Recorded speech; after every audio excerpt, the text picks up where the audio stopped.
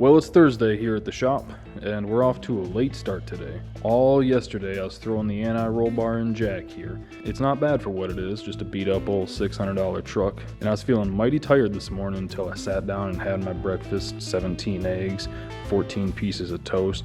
I gave my uncle kids a hug goodbye and took them to school. And then a lot of you guys noticed this old G-body sitting here in the background of the video yesterday.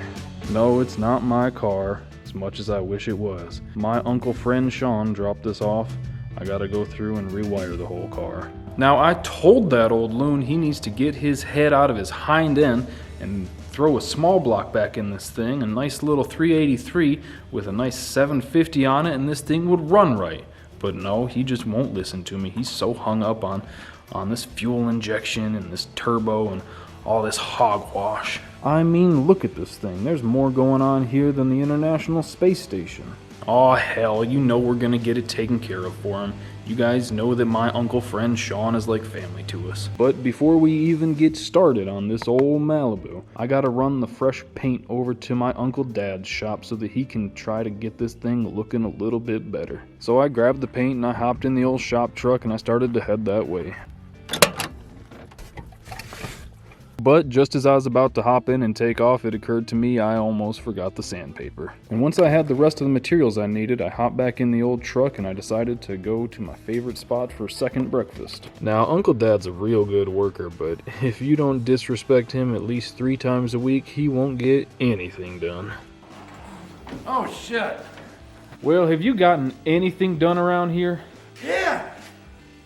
I put mounts on, converter, or calipers on, lines on, run all the lines, put the trans brake in, run more lines up here, tucked it all around to there, tucked the other one up, went around the whole way to the back, put spacers on the front so that they'd stop hitting the things. Back here I had to throw a set of spacers in. The ones I bought didn't work, but they're not rubbing. Wheel spacers? I could roll it ahead so I can get the door open. So I put the scotter pin in the brake.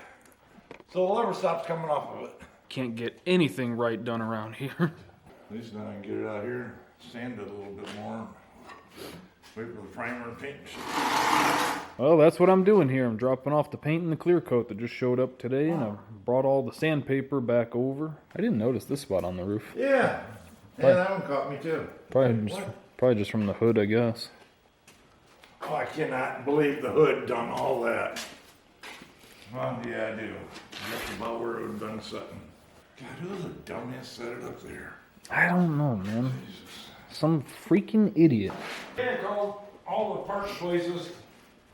They had one adapter for 5 lug or 6. What? How the hell can 5 and 6?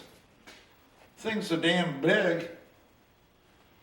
It don't fit this. So I gotta take it back. So I just cut me some spacers and put in there. But at least now with a finger you can roll it back and forth instead of fighting like hell trying to move it.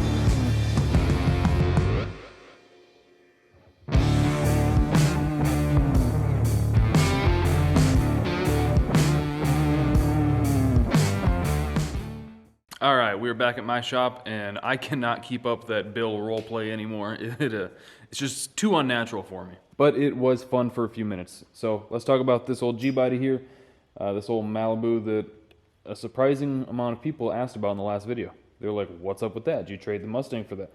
Obviously, you can see now I did not trade the Cobra for this Malibu, even though I would be kind of tempted, not gonna lie. This thing is pretty clean.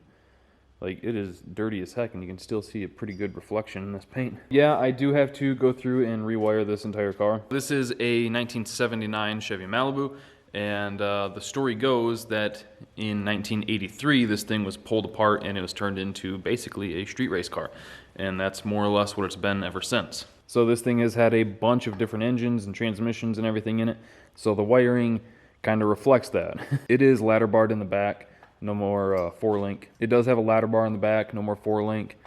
I don't know how much of it you can see through here, not much. But yeah, this thing's basically just been getting abused for the last 40 years almost. But it's got a bunch of little gremlins here and there. So Sean, the guy who owns the car, was like, you know what, let's just start fresh. Strip everything out of it and let's start fresh. So it is on a Holley Terminator X, and we're basically going to do the same thing that I did to Jack. Here, I'll give you a quick little A-B comparison. Here you can see this thing's engine bay, and I'm not talking shit about it. I mean, Sean will be the first one to tell you that this thing's a wiring freaking disaster. Yeah, he was like, just whatever you would do to it if it was yours, do that to it. So that's what I'm gonna do. I'm gonna do basically the exact same thing that we did to Jack here. You guys know that this thing is pretty darn clean as far as wiring and everything goes. I think the only real spots of wiring that's noticeable is just the section that's not covered right there in aluminum, but everywhere else is pretty darn tidy. And then inside there, everything's running through that relay board. So that's the same thing we're gonna do to this. All of this is gonna come out pretty much. Now, let me just start by saying I do not enjoy wiring. I don't think I'm super good at it. I think I'm good enough to get in trouble. But I do think that poor wiring with like a bunch of butt connectors and stuff like that, I think that that will cause you a ton of headaches. If you got like a 1-foot section of wire with 3 butt connectors on it, splicing stuff together, yeah, it's a recipe for disaster. So he said, just rip everything out of it. The only chassis wiring it's gonna need is headlights, taillights, and it'd be nice to have blinkers. So we're gonna be able to ditch a lot of this stuff. We're gonna do a relay board just like I did in Jack. I might order a pre-made one just to save a little bit of time. And we're gonna try to just, tidy it up. This thing did have a 406 small block in it, I think last year, maybe the year before. I don't remember how long ago they LS swapped it. So yeah, it's got a few of those early swap, just kind of inconsistencies and gremlins that we're trying to get the bugs worked out of. He hasn't had a whole lot of time to just devote to testing the car. This is a 5.3, by the way, and it initially had a Power Glide in it, but we're switching to a Turbo 400. So there's the Power Glide that came out of it with a brake. So for everybody who was curious about why this car was here and what it's doing, it's not mine. I would actually like to have this car. It's in really good shape, and I think it just needs like a few weeks of working the bugs out once the wiring's done, getting the tune figured out. Instead of using the Holley boost controller set up in the ECU, we're just gonna make a couple tables, same way we did in Jack. So yeah, one of these days I have to start ripping every ounce of wiring out of this car, but I told him I'm going to wait for him to get everything ordered, because right now the car fires up and I can move it around if I need to. So I don't want to completely disable the car before I have any of the parts for it. So that is going to do it for today's video. Hope you guys enjoyed it. I hope you guys enjoyed the old man's garage little beginning there. It was fun. Thank you guys for watching. Thank you for subscribing, clicking the bell to get the notifications when the videos go up. And I'll see you next time.